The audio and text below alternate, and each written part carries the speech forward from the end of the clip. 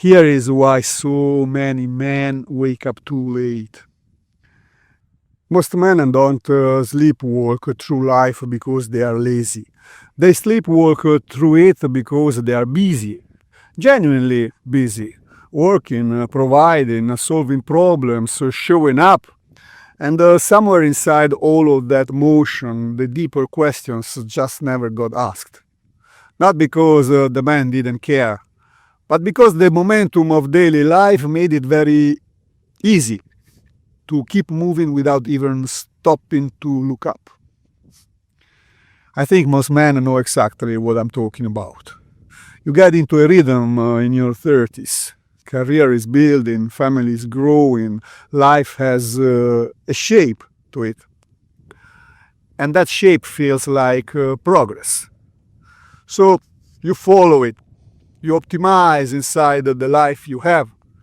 You get better at the job, you manage the mortgage, you handle the logistics, and the days become weeks. The weeks become years.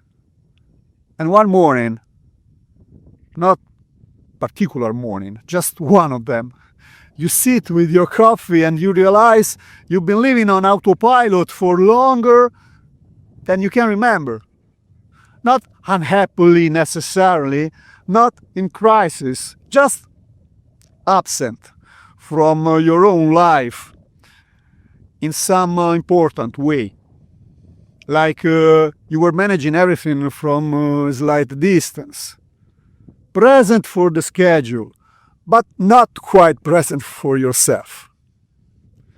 And here is what makes this so difficult to catch. Autopilot doesn't feel like autopilot when you're in it.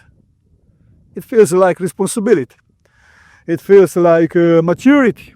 It feels like being a man who handles his business because the life is functioning, the bills are paid, the people who depend on you are taken care of.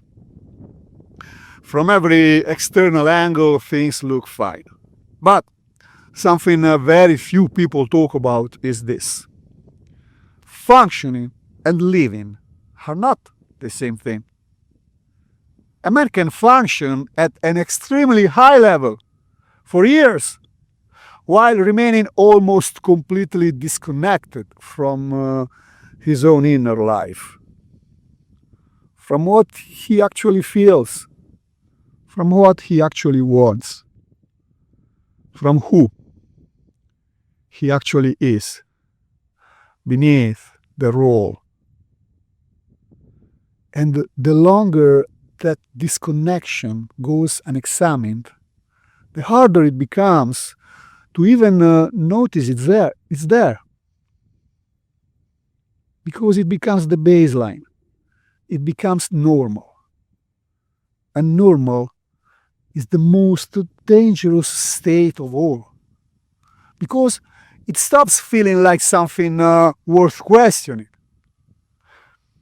And so there's something that happens neurologically when a man lives in a pure execution mode for too long. The brain becomes very efficient at doing and very underused at reflecting. The neural pathways for action get stronger and stronger. The pathways for introspection, for sitting quietly, for asking honest questions, for processing emotion, those get quieter and quieter from disuse. And something changes after 40 that makes this start to cost more. The body slows down slightly. The external rewards start to feel less satisfying. The career milestone that would have thrilled you at 32 lands differently now. And the man starts to feel a gap not dramatically, not all at once, just a persistent, low-level sense of something is missing. That he's achieved things, but not really arriving anywhere that actually feels meaningful. And here is where things become interesting. Most men respond to that feeling by doing more, working harder, seeking the next goal, filling the quiet with more noise. Because action is what they knew. And now is still the only thing they know. Action. Doing something. Busyness. Being busy. But that is because stillness feels unfamiliar, even threatening. But the gap doesn't close with more doing, because the gap was never about what the man was doing. It was about who the man was being. It is about being. And so let me ask you something honestly. When was the last time you sat with yourself, genuinely, without distraction, and asked what you actually want from the years ahead? Not what makes sense, not what's practical, not what other people expect, but what you, the man underneath the responsibilities, what you actually want. For a lot of men, that question feels almost foreign, like a language they were never taught. And I think that's the problem. Not that men are incapable of reflection, but that nobody ever told them it was necessary. And what happened is that they were taught to produce, to provide, to perform. They were never taught to pose. And the man who never learned to pose eventually finds himself deep inside a life he built on assumptions he never examined. Assumptions about what success looks like, about what a good man does, about what he's allowed to want. And most men never notice those assumptions are even there until something forces them to look. Here is why so many men wake up too late. It's not weakness, it's not failure, it's not a character flaw. It's the result of a very specific cultural instruction that men absorb early and carry silently for decades. The instruction is this: your value is in what you do, not in who you are. And when that becomes the operating system underneath everything, a man will always prioritize action over awareness, output over understanding, forward movement over honest stillness. And it works. For a while, it genuinely works. But somewhere in the middle, the operating system starts to show its limits. Because the man has spent 20 years becoming very good at doing and almost no time learning who he actually is. And when the external structures shift, when the career changes, when the kids leave, when the relationship evolves, when the body starts to send different signals.